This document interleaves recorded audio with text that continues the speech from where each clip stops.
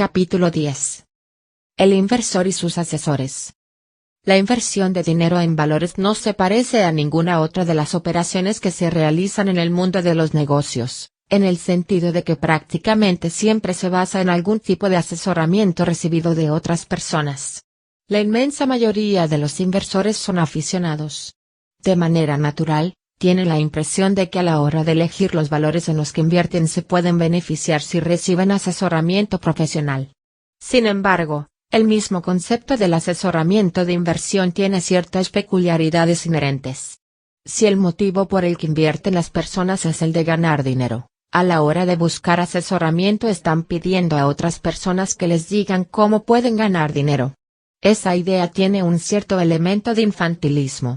Los empresarios tratan de obtener asesoramiento profesional sobre algunos elementos de su actividad empresarial, pero no esperan que nadie les diga cómo pueden conseguir beneficios. Eso les compete a ellos. Cuando ellos, o personas que no se dedican a los negocios, recurren a otros para que consigan beneficios de inversión para ellos, están esperando un tipo de resultados para los que no existe equivalente en la actividad empresarial ordinaria. Si presuponemos que existen resultados de ingresos normales u ordinarios que se pueden obtener al invertir dinero en valores, la función del asesor se puede especificar con más facilidad. Tendría que utilizar su mejor formación y experiencia para proteger a sus clientes de la posibilidad de cometer errores, y para asegurarse de que consiguen los resultados que su dinero tiene derecho a recibir. La duda surge cuando el inversor exige una rentabilidad superior a la media por su dinero, o cuando su asesor se compromete a conseguir mejores resultados que la media para su cliente, puesto que cabe dudar de que se esté pidiendo o prometiendo más de lo que es probable que se vaya a cumplir. Se puede obtener asesoramiento sobre inversiones de muchas fuentes diferentes. Entre ellas se puede mencionar, 1. Un conocido, un familiar o un amigo, que se suponga que tiene conocimientos sobre valores. 2. Un empleado del banco, comercial, local. 3. Una agencia de intermediación de bolsa o un profesional de la banca de inversión. 4. Un servicio de información financiera o un periódico financiero. Y 5. Un asesor de inversiones. El variado carácter de esta lista sugiere que no existe una forma lógica sistemática de enfocar esta cuestión que haya llegado a cristalizar, por lo menos por el momento, en la mente de los inversores.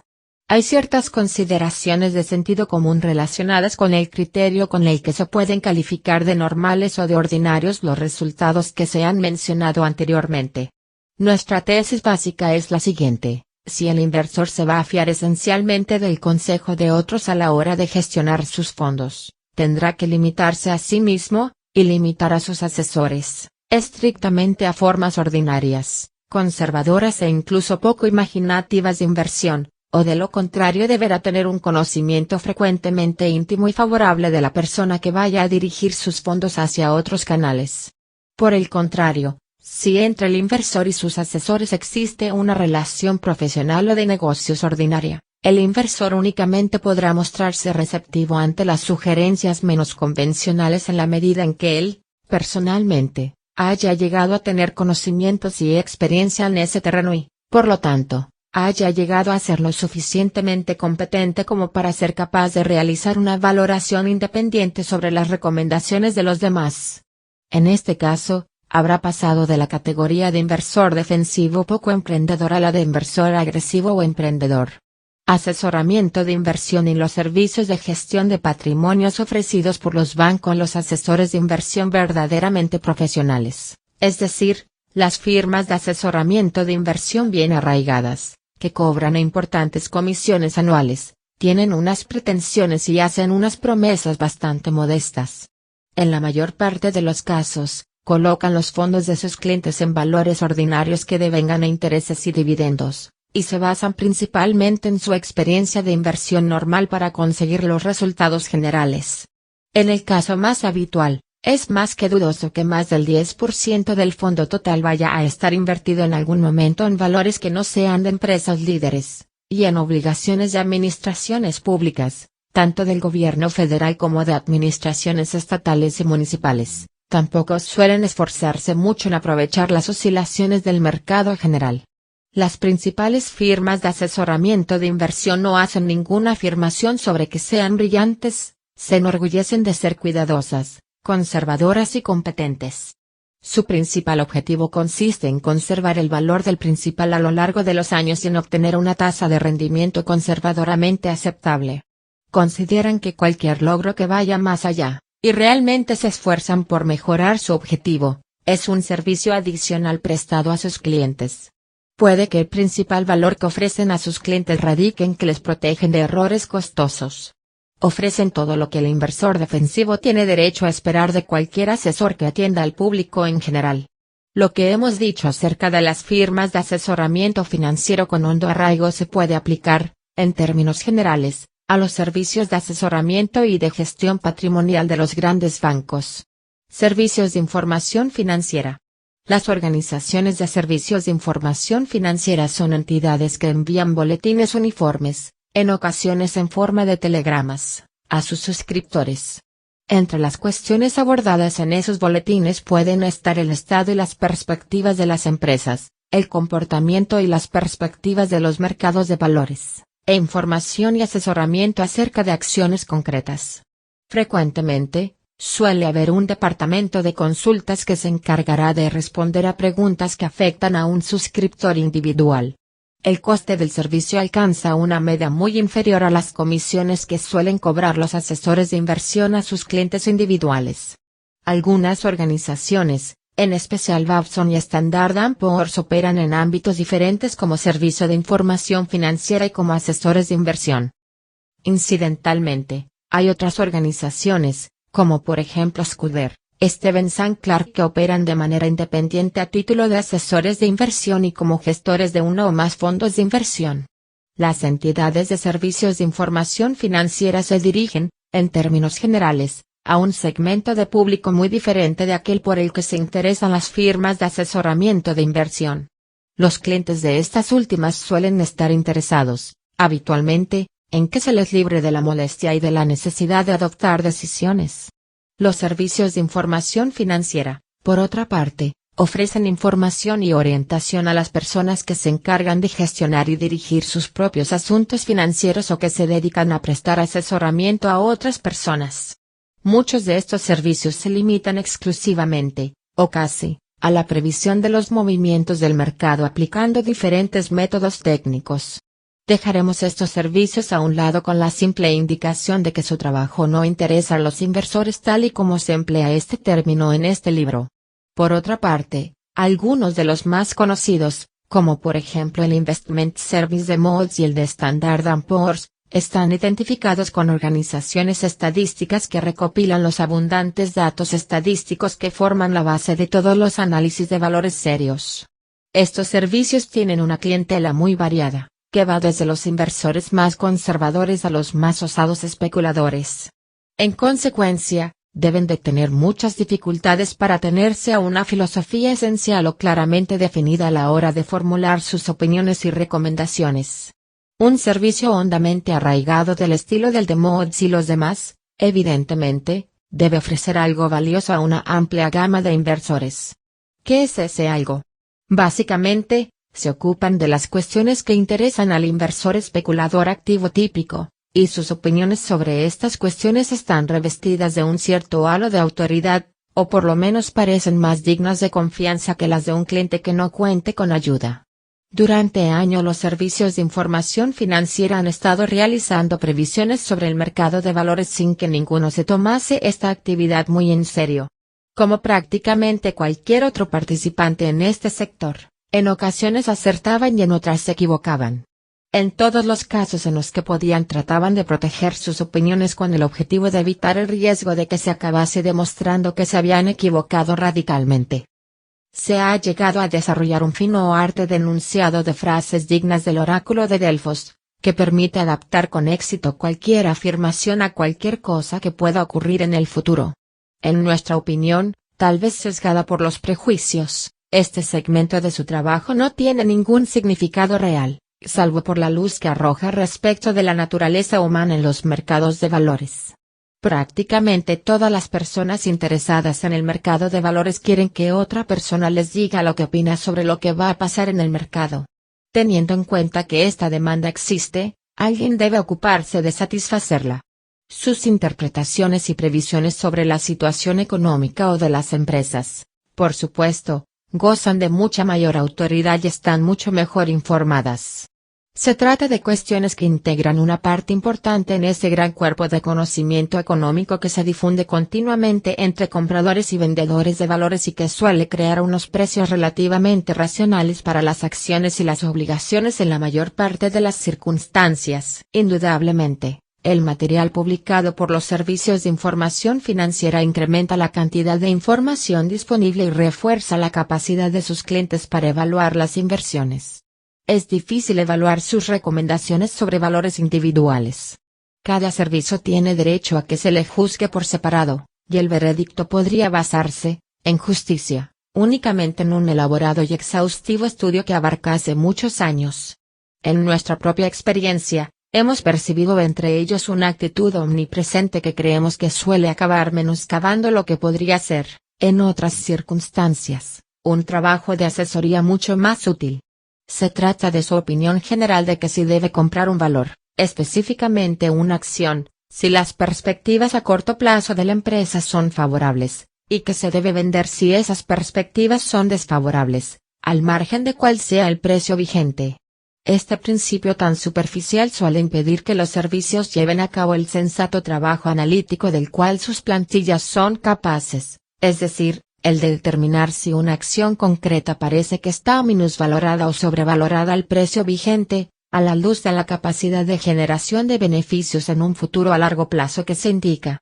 El inversor inteligente no realizará sus operaciones de compra y de venta basándose exclusivamente en las recomendaciones recibidas de un servicio de información financiera.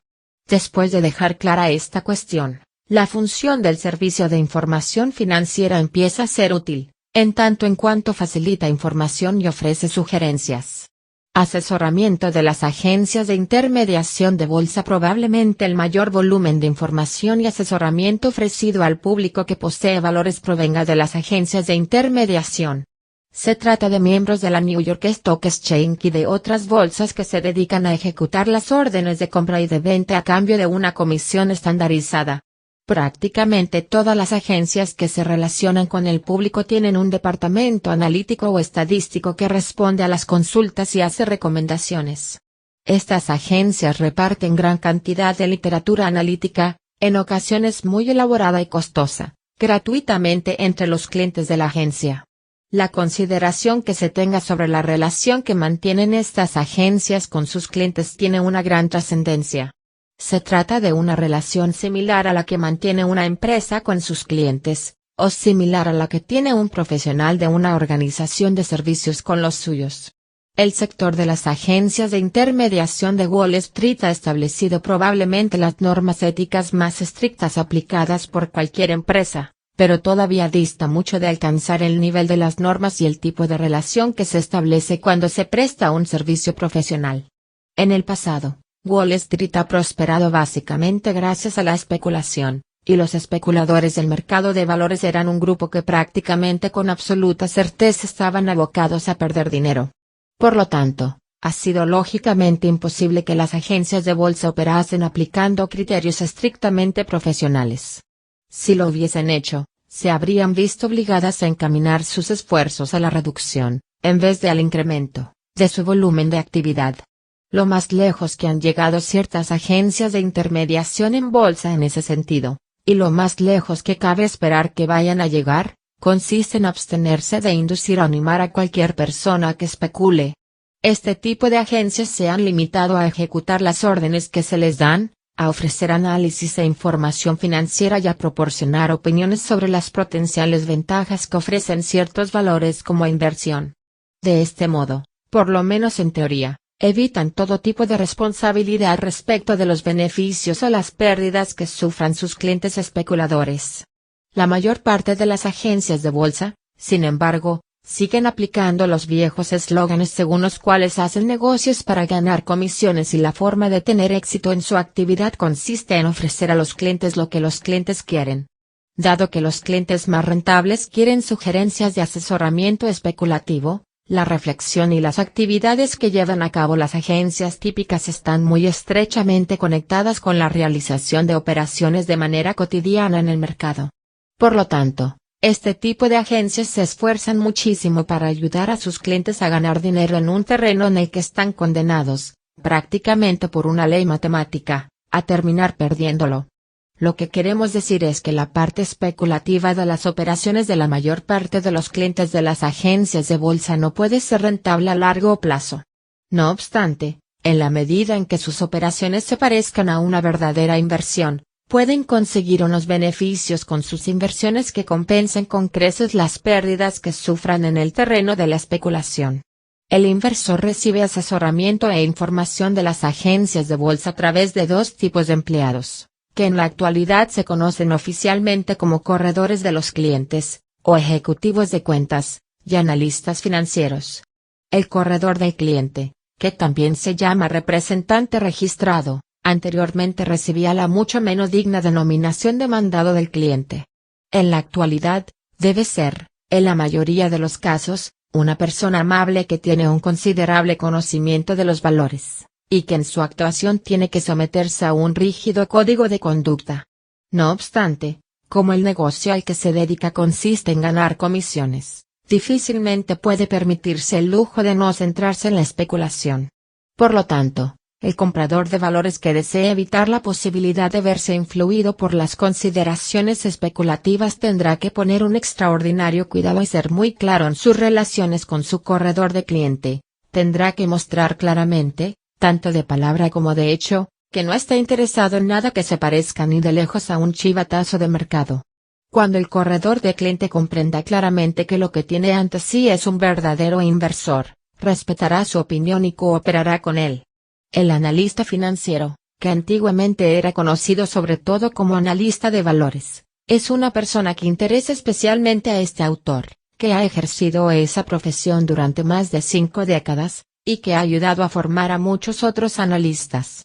En este momento nos referiremos únicamente a los analistas financieros que trabajan para agencias de intermediación de bolsa. La función del analista financiero se puede comprender con absoluta claridad a partir de la denominación del cargo que desempeña. Es la persona que lleva a cabo los detallados estudios de los valores individuales, que realiza cuidadosas comparaciones de diferentes acciones del mismo campo, y que se forma una opinión experta sobre la seguridad o el atractivo o el valor intrínseco de todos los tipos diferentes de acciones y obligaciones. Por motivos que seguramente resultarán desconcertantes al ego en la materia, no es necesario cumplir ningún requisito formal para convertirse en analista de valores. Esto resulta absolutamente asombroso si lo comparamos con lo que ocurre en el caso de los corredores de clientes, que deben aprobar un examen, superar unas pruebas de personalidad y han de ser formalmente aceptados e inscribirse en el registro de la New York Stock Exchange. En la práctica, casi todos los jóvenes analistas han recibido una profunda formación empresarial en las facultades económicas, y los analistas más veteranos adquirieron una formación por lo menos equivalente en la escuela de su prolongada experiencia. En la inmensa mayoría de los casos, se puede confiar en que la agencia de intermediación de bolsa para la que trabajan los analistas se haya asegurado de contrastar su cualificación y su competencia. El cliente de una agencia de intermediación de bolsa puede operar directamente con los analistas de valores, o puede canalizar sus contactos a través de una vía indirecta con el corredor de cliente. En cualquiera de los casos, el analista estará a disposición del cliente para ofrecerle una considerable cantidad de información y asesoramiento. Permítasenos hacer una declaración enfática en este momento. El valor que aporta el analista de valores al inversor depende en gran medida de la propia actitud que tenga el inversor. Si el inversor formula al analista las preguntas adecuadas, probablemente recibirá las respuestas adecuadas o, por lo menos, unas respuestas valiosas.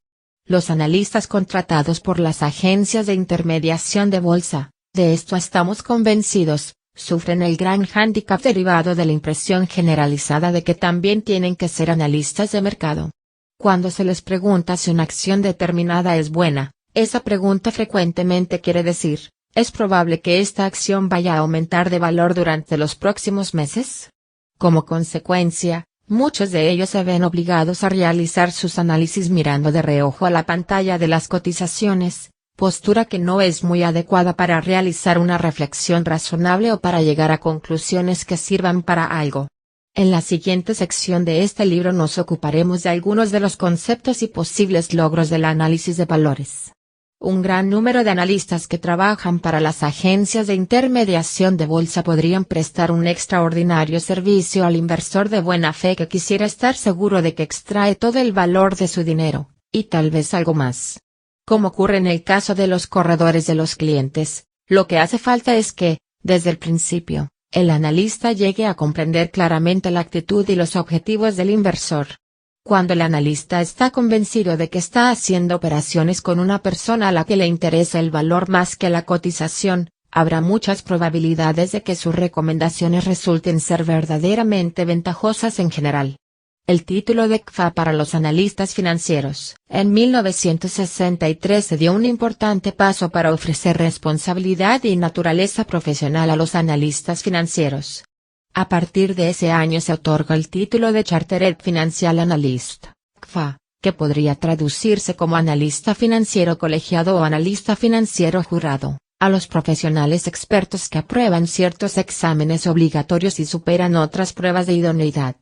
Las materias que se abordan incluyen el análisis de valores y la gestión de cartera. La analogía con el título tradicional del censor jurado de cuentas es evidente y deliberada.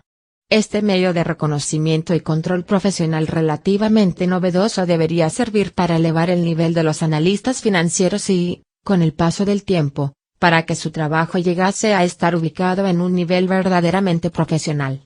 Relaciones con las agencias de intermediación de bolsa. Uno de los acontecimientos más inquietantes que están teniendo lugar en el periodo en el cual escribimos la presente revisión son los problemas financieros, por decirlo con claridad, las quiebra, o la casi quiebra, de bastantes agencias de intermediación de la New York Stock Exchange, incluidas dos de dimensiones considerables. Es la primera vez en más de medio siglo que ocurre una cosa semejante, y resulta llamativo por más de un motivo. Durante muchas décadas, la New York Stock Exchange ha estado avanzando hacia unos controles más estrechos y más estrictos sobre las operaciones y el estado financiero de sus miembros, y en este sentido ha introducido requisitos de capital mínimo, realización de auditorías por sorpresa, y similares. Además, desde hace 37 años la Comisión del Mercado de Valores ejerce el control sobre las bolsas y sus miembros.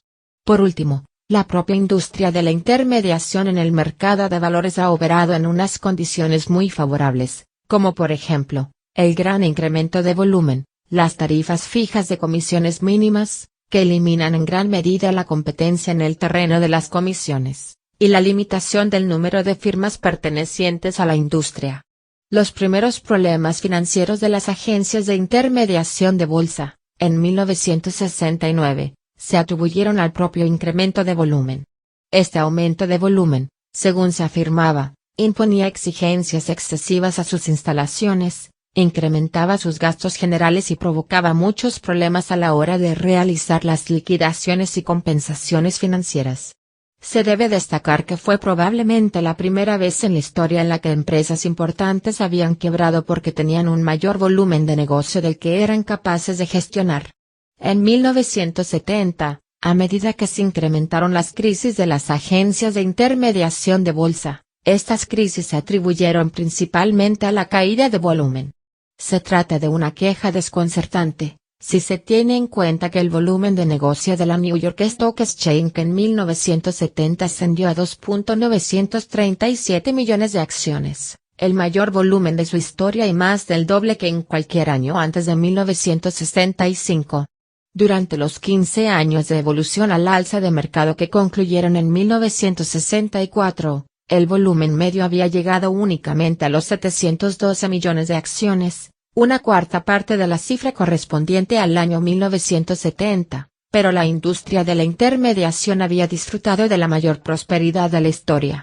Supuesto que, como aparentemente ha sucedido, las firmas miembros de los mercados de valores hayan permitido que sus gastos generales y de otro tipo hayan aumentado a un ritmo tal que no han sido capaces de soportar ni siquiera una leve reducción de volumen durante parte de un ejercicio, La verdad es que la situación no dice mucho en favor ni de su sensatez empresarial ni de su conservadurismo financiero. Una tercera explicación de los problemas financieros ha acabado emergiendo entre la niebla de la ocultación, y sospechamos que es la explicación más razonable y certera de las tres.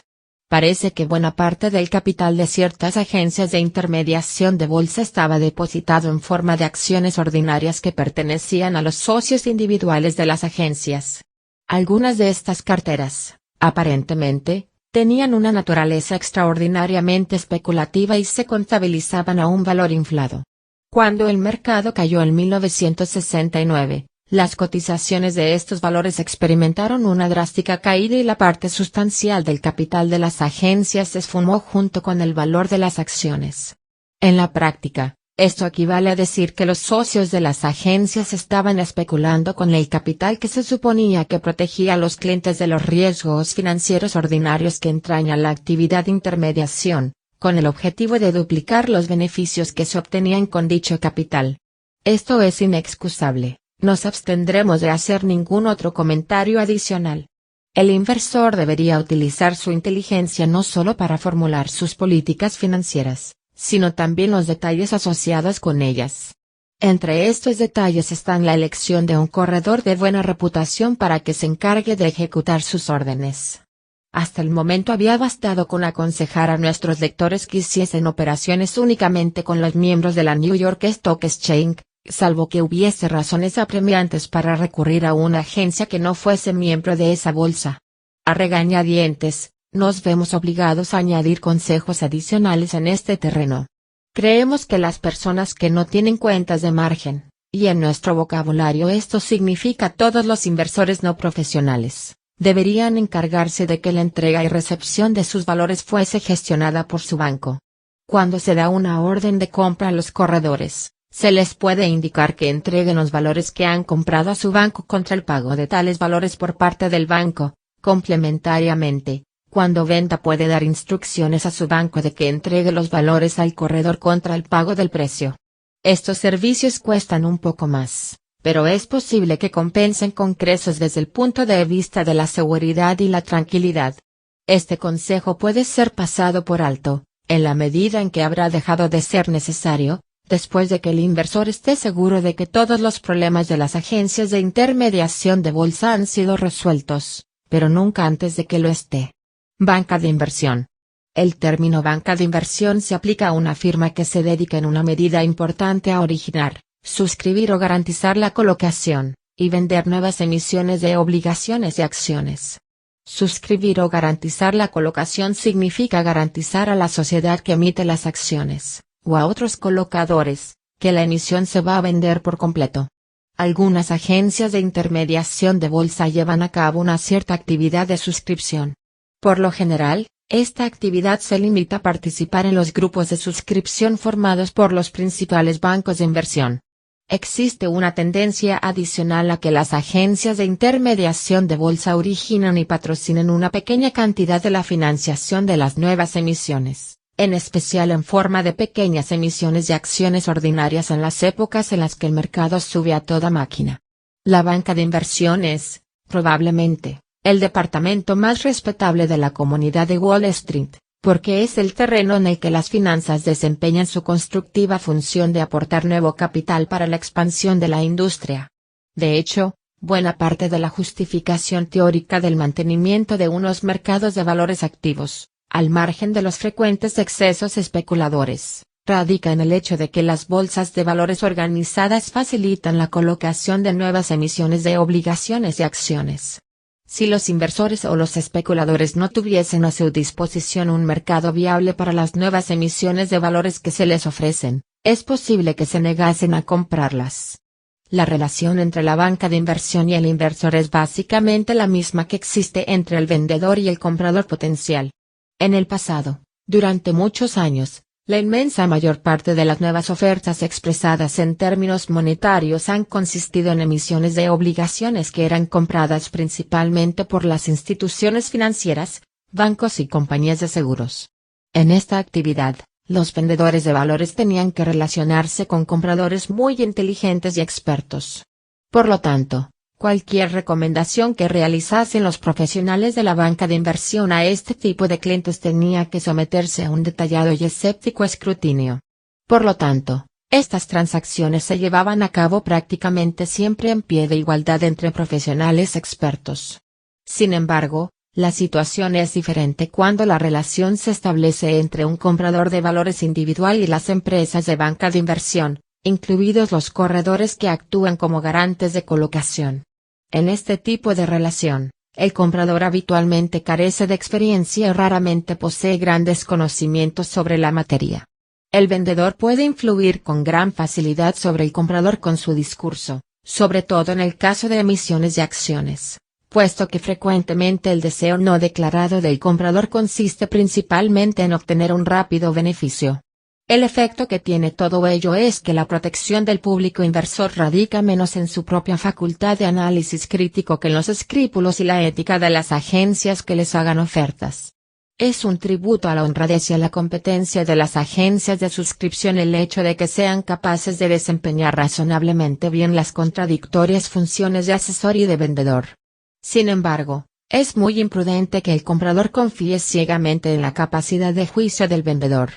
En el año 1959 afirmamos en este sentido lo siguiente: los malos resultados cosechados por esta insensata actitud se manifiestan una y otra vez en el terreno de la garantía de las colocaciones, y con notables efectos en la venta de emisiones de nuevas acciones durante periodos de activa especulación. Poco después se demostró que esta advertencia era acuciantemente necesaria.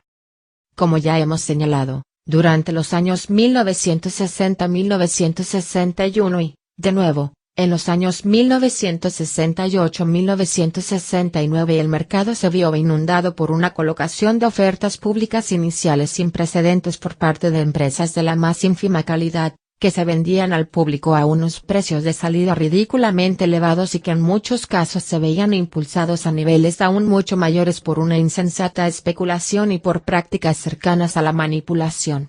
Algunas de las más importantes agencias de Wall Street han participado en cierta medida en esta poco edificante actividad, lo cual pone de manifiesto que la ya conocida combinación de avaricia, insensatez e irresponsabilidad no ha acabado de ser exorcizada de la escena financiera. El inversor inteligente prestará atención al consejo y a las recomendaciones recibidas de las entidades de banca de inversión, en especial de aquellas que le sean conocidas por su excelente reputación. No obstante, tiene que estar seguro de que aporta una capacidad de juicio sensata e independiente para evaluar esas sugerencias, ya sea su propia capacidad, en el caso de que esté capacitado para realizar esa evaluación, o la de cualquier otro tipo de asesor. Otros asesores. Es una buena costumbre, hondamente arraigada, sobre todo en los pueblos pequeños, consultar con el banquero local las inversiones que se piensan realizar. Es posible que el profesional de la banca comercial no sea un gran experto en la valoración de acciones u obligaciones, pero seguro que tiene experiencia y una naturaleza conservadora. Sus consejos serán especialmente útiles para el inversor inexperto, que frecuentemente siente la tentación de apartarse del sendero recto y poco interesante de las políticas defensivas, y que necesita sentir la incesante influencia de una mente prudente. A los inversores más despiertos y dinámicos, que traten de conseguir asesoramiento en la elección de valores de oportunidad, no les resultarán especialmente útiles, por lo general, las opiniones de un profesional de la banca general, puesto que no suelen ser muy adecuadas para sus propios objetivos. Tenemos que adoptar una actitud mucho más crítica hacia la generalizada costumbre de pedir asesoramiento de inversión a familiares o amigos. La persona que hace la consulta casi siempre cree que tiene buenos motivos para dar por supuesto que la persona a la cual formula la consulta tiene un conocimiento o una experiencia mejor que la suya. Nuestra propia observación indica que suele ser casi siempre igual de difícil seleccionar a un buen asesor lego en la materia que seleccionar correctamente los valores sin ningún tipo de ayuda. Son abundantísimos los malos consejos que se ofrecen gratuitamente. Resumen. Los inversores que están dispuestos a abonar una comisión por la gestión de sus fondos actuarían con gran sensatez si eligiesen alguna firma de asesoramiento de inversión arraigada en el mercado y que disfrutase de buena fama.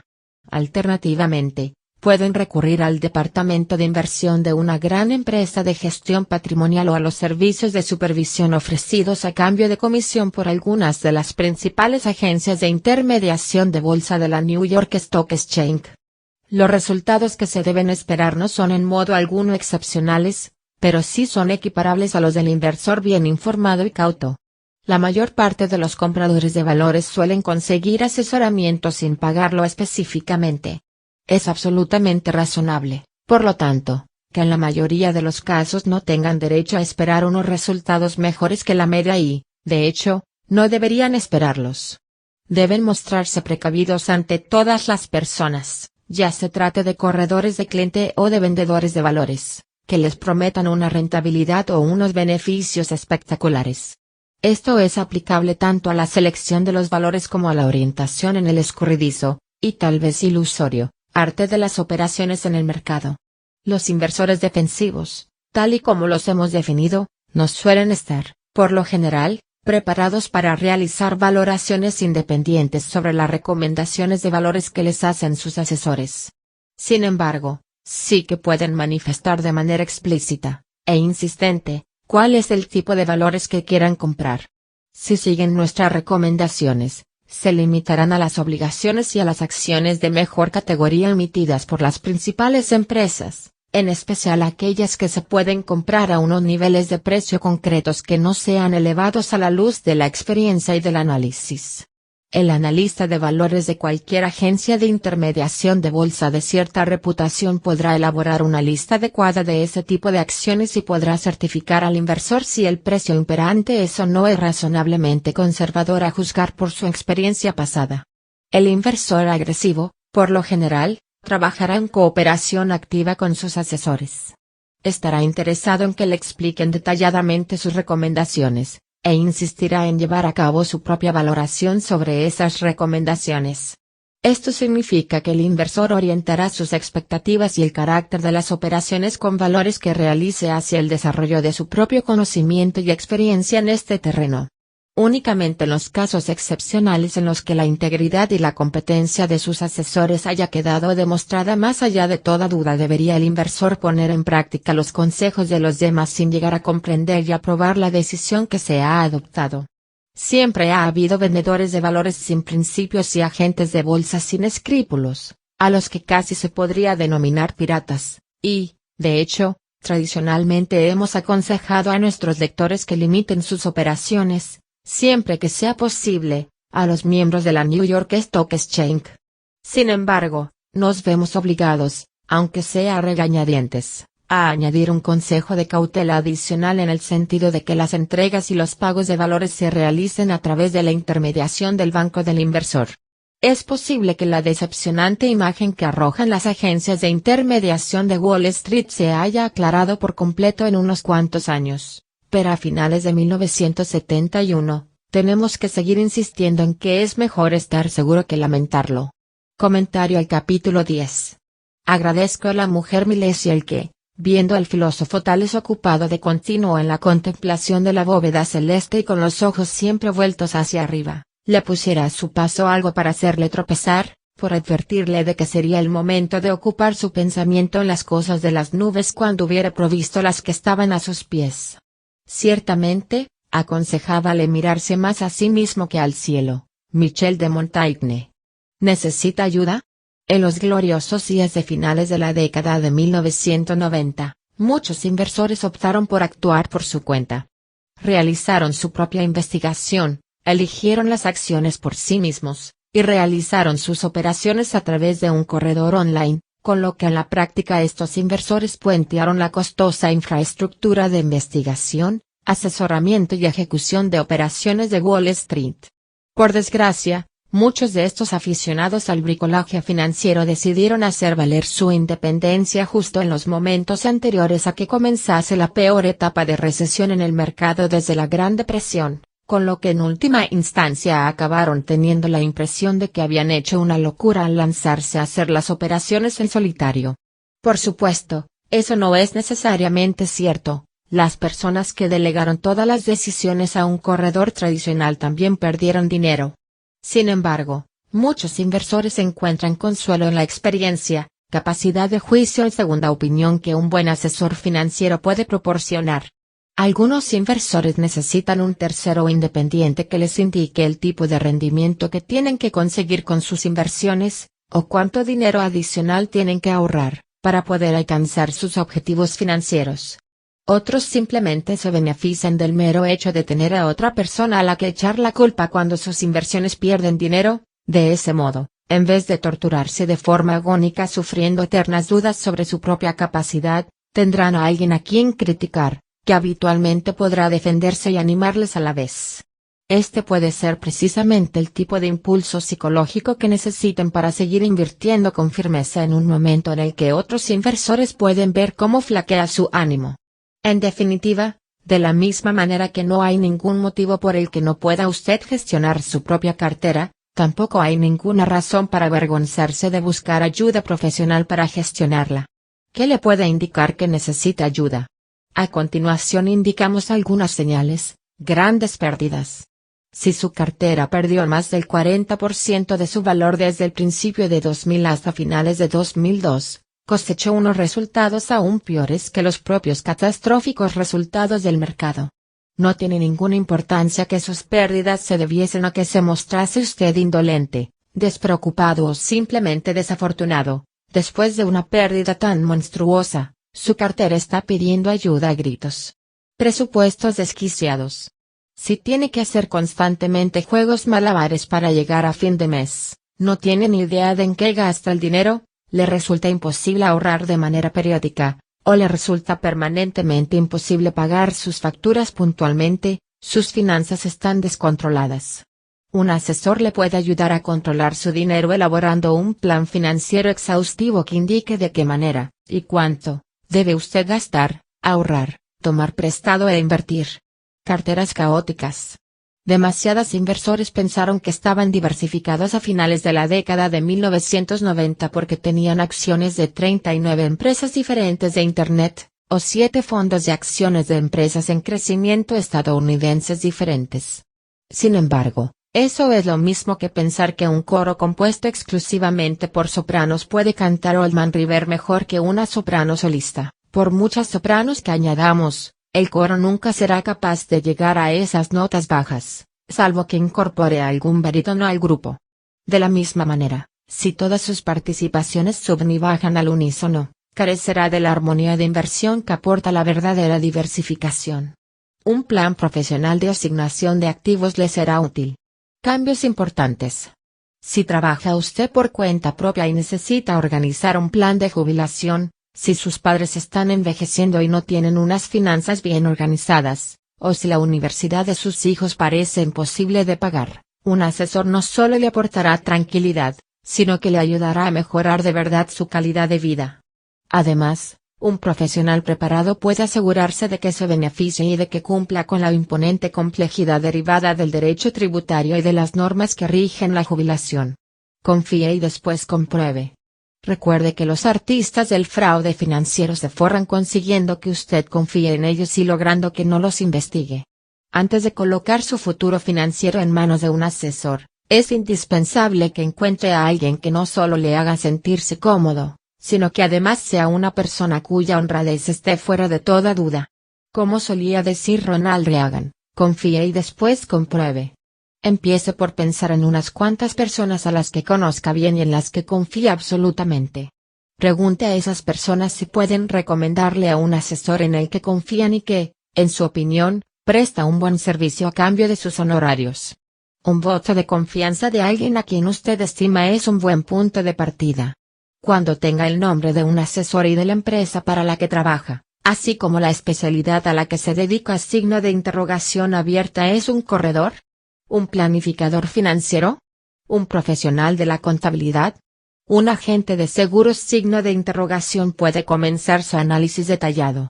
Introduzca el nombre del asesor y de su empresa en un buscador de Internet como Google para ver si aparece algo. Busque términos como multa, demanda, reclamación, medidas disciplinarias, o suspensión. Si el asesor es un corredor de bolsa o un agente de seguro, póngase en contacto con la oficina de la Comisión de Valores de su estado, Se puede encontrar un interesante directorio de vínculos online en www.nasa.org,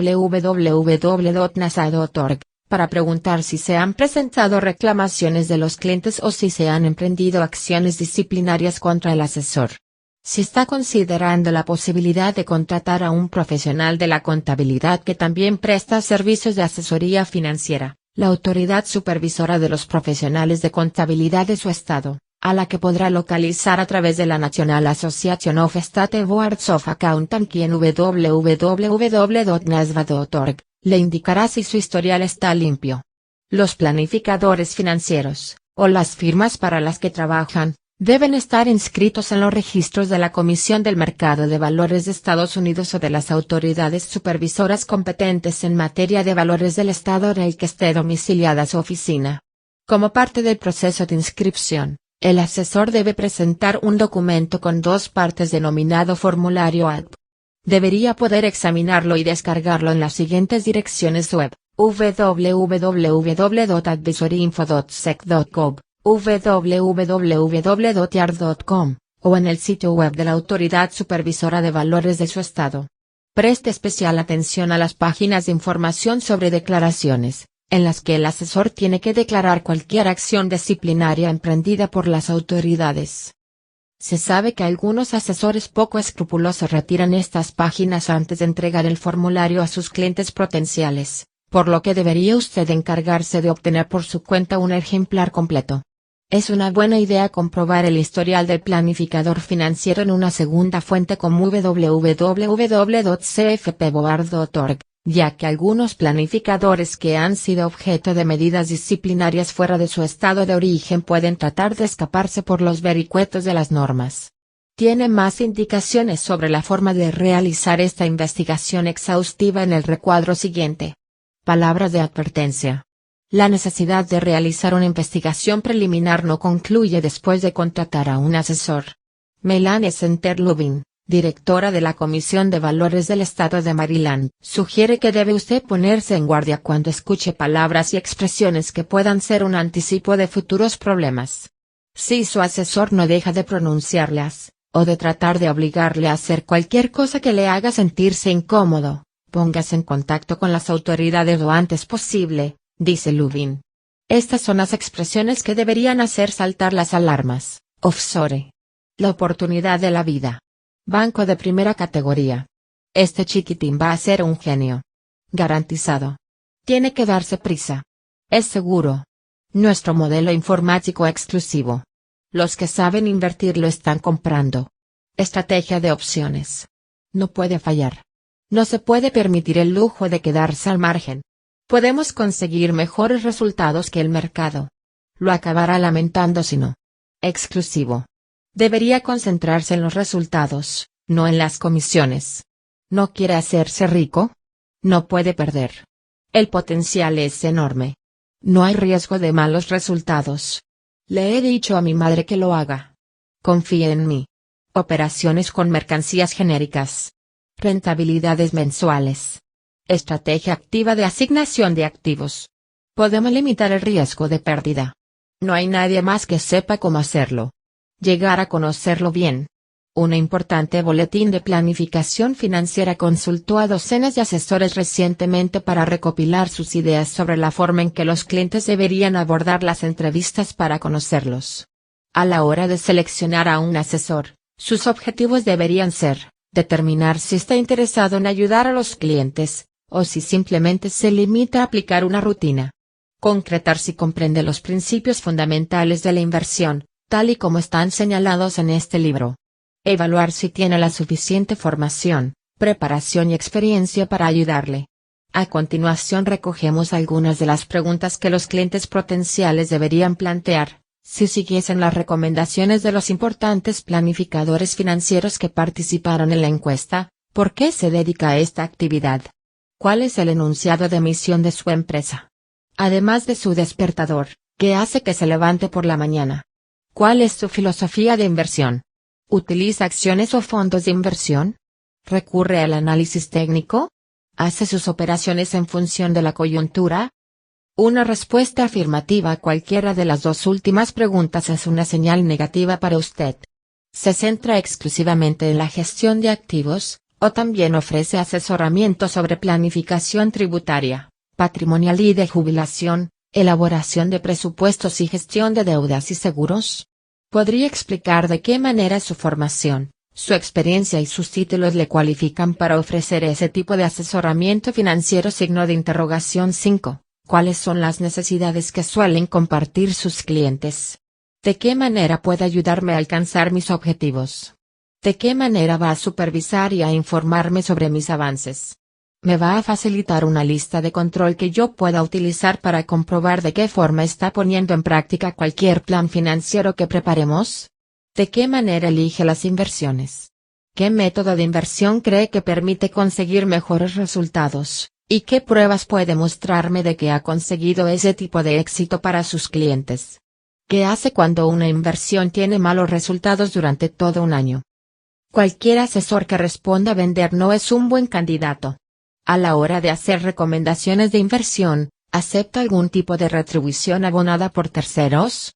¿Por qué, o por qué no? ¿En qué circunstancias? ¿Cuánto, en dinero en efectivo, cree que debería pagar por sus servicios durante el primer año? ¿Qué haría que esa cifra aumentase o se redujese a lo largo del tiempo? Si los honorarios van a consumir más del 1% de sus activos al año, probablemente debería tratar de encontrar otro asesor. ¿Cuántos clientes tiene, y con qué frecuencia se comunica con ellos? ¿Cuál ha sido el logro obtenido para un cliente del que más orgulloso se siente? ¿Cuáles son las características comunes de sus clientes favoritos? ¿Cuál es la peor experiencia que ha tenido con un cliente, y de qué manera la resolvió? ¿Cuál es el criterio para determinar que un cliente hable con usted o con alguno de sus ayudantes? ¿Cuánto tiempo suelen mantener los clientes abierta una cuenta en su empresa? ¿Puede ver un modelo de estado de cuenta? Si no puede comprenderlo, pida al asesor que se lo explique. Si no puede comprender su explicación, no es el asesor adecuado para usted. ¿Cree que tiene usted personalmente éxito financiero? ¿Por qué? ¿De qué manera definiría el éxito financiero? ¿Qué tipo de rentabilidad anual media cree que puede obtener con mis inversiones?